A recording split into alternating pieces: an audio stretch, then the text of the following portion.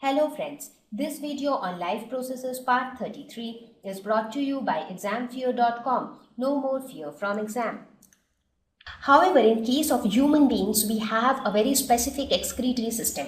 The way we have a specific circulatory system consisting of some specific organs, the way we have a respiratory system, the way we have a digestive system, similarly we have a very specific well-organized excretory system in human beings.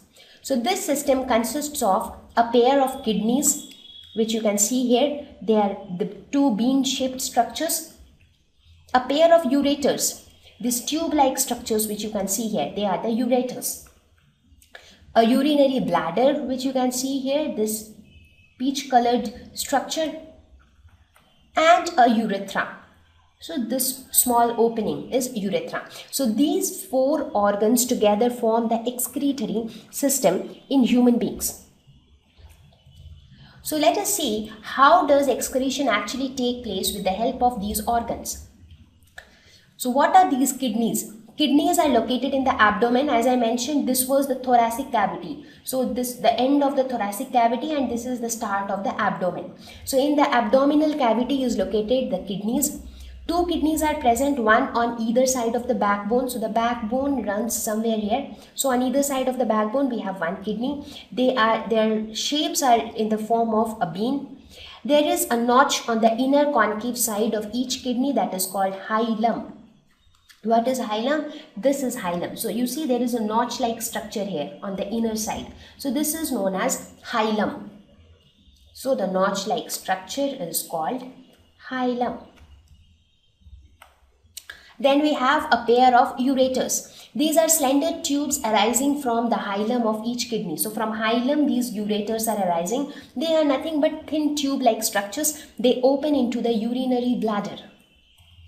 So we have this urinary bladder. It is a pear-shaped structure, vascular reservoir of urine. So this is basically a storage for urine. All the urine gets collected in this urinary bladder and this opens into the urethra. So what is urethra? Urethra opens to the outside through urethral aperture. So here we have a small hole which is called urethral aperture. So through this urethral aperture, the urethra opens to the external environment. The length of the urethra is longer in males than in females. So this length of the urethra, in case of a human male, it is quite longer when compared to the females. In females, it is very short in structure. And that is why the structure of the urethra looks very different in a male than in a female. So this was a short description of the various organs of the excretory system. Now let us see how exactly does excretion happen in human beings. Now wastes are excreted in the form of urine. So the urine which we pass at some frequent intervals of time, that is nothing but they are the waste products. So we are actually getting rid of all the wastes inside our body in the form of urine. So urine is produced in the kidneys. So the kidneys are the structures where urine formation take place, and then the urine passes through the ureters, which are the tube-like structures. So the urine produced in kidneys and then the urine moves through the ureters and it reaches the urinary bladder, which is the storage for urine. Now the urine gets collected in urinary bladder. When a good amount of urine gets collected, then a pressure is created in the urinary bladder to excrete that urine. So then what happens? Then that urine is passed to the urethra and through the urethral aperture that is excreted out to the environment. Right? So this is how actually excretion takes place in human beings. But now the question is, how is this urine produced in kidneys? How actually the urine production takes place? So let us try to understand the production of urine. The main purpose of excretion is to remove wastes like urea and uric acid from the blood. As I said, during the variety of metabolic activities taking place inside the body, a lot of waste products are formed. For example, urea, uric acid and so on. So such products need to be get rid of. So our aim is to remove these kind of materials from the blood. So the main filtration occurs in the kidneys. So kidneys are the actual organs where actually we get rid of the waste products. After kidneys, whatever is there, they are just used to pass the urine, because the formation of urine is all about getting rid of the waste products. Now once the urine is formed, after that ureters will only carry the urine, urinary bladder will only store the urine, and urethra will help in the passage of urine.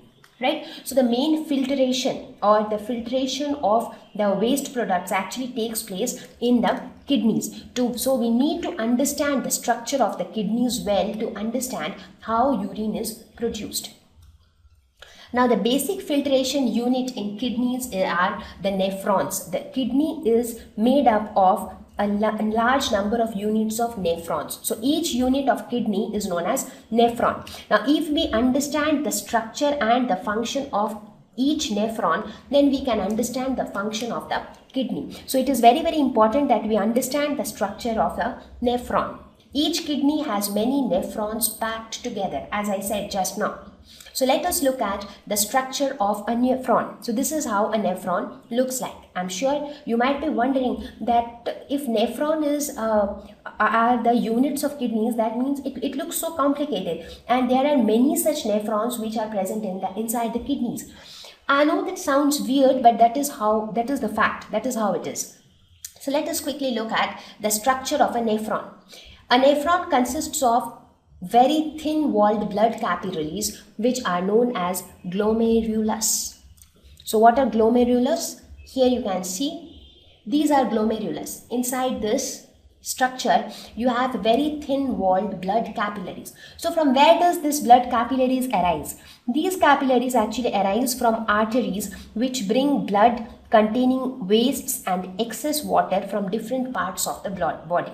Now since we know that kidneys are the organs where excretion had to take place, so that means all the blood of the body which contains waste products, that means all the bad blood of the body should be brought to the kidney. So who will bring those bloods? The arteries. So now arteries the arteries which bring these blood containing wastes and excess water from different parts of the body, they form very thin blood capillaries known as glomerulus. So you can see these are the arteries, this red blood which is carrying the oxygenated blood. This blood containing waste products is brought here and they form thin walled blood capillaries known as glomerulus. Each capillary is associated with the cup-shaped end of a tube that collects the filtered urine. This is called Bowman's capsule. So if you see here you see there is a cup-shaped end of a tube. If you look at this orange colored tube, you see the end of this tube is cup-shaped. So this is known as Bowman's capsule. So the glomerulus is associated with a Bowman's capsule, and this Bowman's capsule is just one end of a tube. And if you look at this tube, it is a coiled structure and it is a very long tube in fact. So if you see here, see it is a coiled structure which moves like this, and this is again a coiled structure which finally enters into the collecting duct. So what does this collecting duct do? It is going to collect the filtered urine. Now how is the urine getting produced, or how is the blood which is containing waste products is getting filtered? Now what happens is that the glomerulus is attached to the Bowman's capsule and the other end of the Bowman's capsule is the collecting duct. Now whenever the blood comes here, so the blood is right now containing the waste products as well. Clear? So now what we aim to see is, now we understand the structure of a nephron. It consists of very thin capillary like structure arising from the arteries which are bringing the bad blood, the blood containing waste products. These small capillaries are called glomerulus, and each glomerulus is connected to a cup-shaped end of a tube which is called Bowman's capsule, and this tube is a coiled structure which ultimately leads to the collecting duct. So the collecting duct collects the filtered urine. So now that we have understood the structure of nephron, let us try to understand the process of urine formation. How exactly the urine is formed. Now substances like glucose, amino acids, salts and good amount of water are selectively reabsorbed as the urine flows along the tubular part of the nephron. So here you see this is the glomerulus. This is the Bowman's capsule, and this Bowman's capsule is connected to this tubular part. So this is known as the tubular part of the nephron, this tube-like structure, the long tube-like structure. Now, as the blood passes through this tube-like structure, what happens? All the good things which are present in the blood, that are reabsorbed. Good things like glucose, amino acids, salts, and good amount of water, all these things are selectively reabsorbed as the urine passes through it. So now when all the good things are absorbed, whatever is left back is the bad thing. So whatever is left back is nothing but the urine. So finally the liquid which reaches the collecting duct, that is nothing but the urine.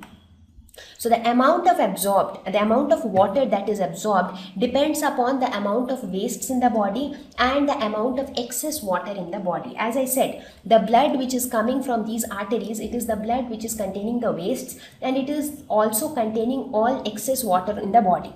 Right? So now the amount of water which will get absorbed while this blood passes through this tubule, it will depend upon how much water was excess in the body, and it will also depend upon how much waste is there on the body. So depending on that, the amount of water will get absorbed. So now when all the good things get absorbed, so by the time it reaches the collecting duct, we are left with the urine. So this is how urine formation will take place. So now once the urine is formed in the collecting duct, so now you can imagine that inside the kidney you have many such nephrons. Now the collecting duct of each nephron will be producing urine. So all this urine collected together will be the urine which is formed by the kidney. Now these urine will then pass to the ureters, and from ureters it will reach the urinary bladder. So urinary bladder will collect the urine till the pressure increases. Now when a lot of urine gets collected there, then the pressure to send the urine outside will increase. However, the bladder is under the nervous control. That means the bladder is connected to our brain. So that is why we can control the urge of urination. For example, somebody wants to urinate, but if he is in some meeting or if he is into some urgent work, he thinks that okay, let me urinate after 10 minutes, and he is able to do that. That is because the urinary bladder is under the nervous control. You will understand more about nervous control when we learn about the nervous system in our next lesson, that is control and coordination. So for now, you just understand that the urine passes from the collecting duct of the nephrons, and then it goes through the ureters, it reaches the urinary bladder, there it gets collected. Finally, when too much of urine gets collected there, the pressure increases. And when the pressure increases, it is finally passed to the outside through the urethral aperture of the urethra. So let us have a quick review of the urine formation. So here you can see the kidneys. So this is the left kidney and this is the right kidney. Now each of these kidneys will contain many such nephrons. Each of these nephrons will produce urine from their collecting duct, and all such urine will get collected together and they will come down these two ureters, the left ureter and the right ureter. They will get collected in this urinary bladder. When the pressure increases, from here it will go out through the urethral aperture of the urethra. Okay, so this was all about the excretory system. With this, I think we have reached towards the end of this lesson as well.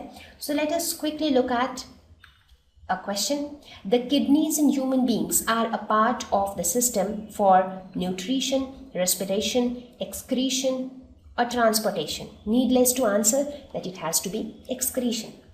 Right? So I hope that this lesson on life processes, wherein we talked about nutrition, respiration, transportation and excretion, would have helped you in understanding the concepts. So please understand things before you memorize anything. So see you all in the next lesson.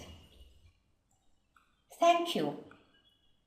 Please visit www.examfear.com to watch more videos, attempt free online test, get free study material, find tutors and mentors. Thank you once again.